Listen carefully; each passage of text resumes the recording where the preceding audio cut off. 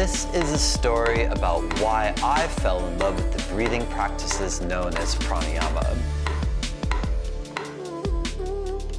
My journey first started in New York City, where in that busy city, I first really fell in love with yoga. But I felt like the studio classes were not gonna take me as deeply as I wanted to go. So I left the US for Mysore, India, which is known as the birthplace of modern yoga.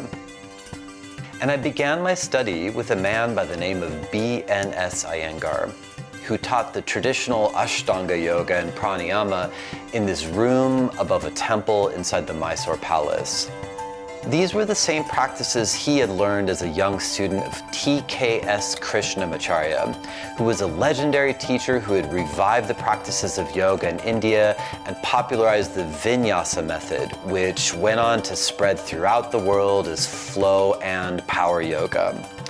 Iyengar taught me the three key pranayamas of the system: Vishamavritti, Nadi Shodhana, and Shakti Chalana pranayama. And as I continued to practice each day, I could feel the changes taking place within me, a growing awareness of energy. And it was like I had been living in black and white and suddenly found the world full of colors that I had never known before.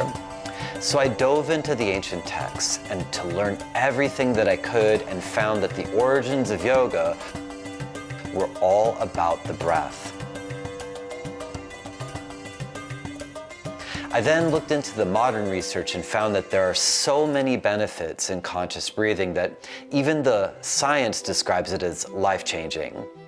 I learned that one of the reasons for pranayama being life-changing is that these practices literally change our brains. They increase self-awareness and they change our experience of life. For example, have you ever found yourself where your mind gets into a certain train of thought and it doesn't feel good and it's taking you to a destination that you'd rather not be in? These patterns of thought are maintained by a collection of areas in the brain called the default mode network.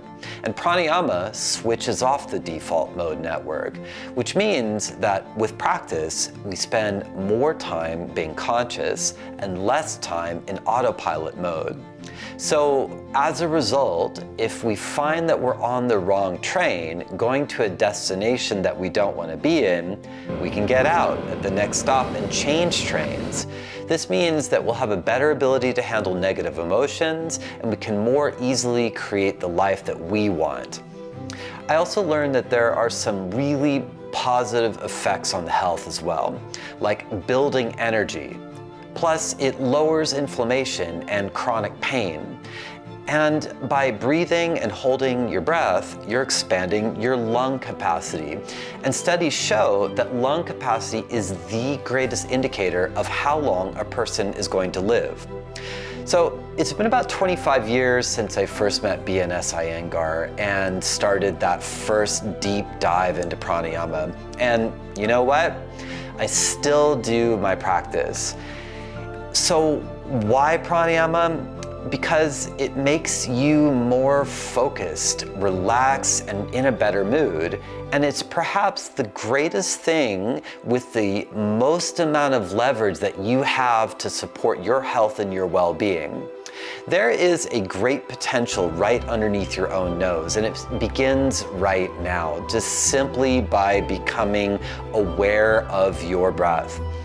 If you want to go a bit deeper, however, and experience pranayama directly, go on to the next video, because I'm going to teach you the very first thing that you need to master on your journey to learn pranayama, the Ujjayi breath. I'll see you there.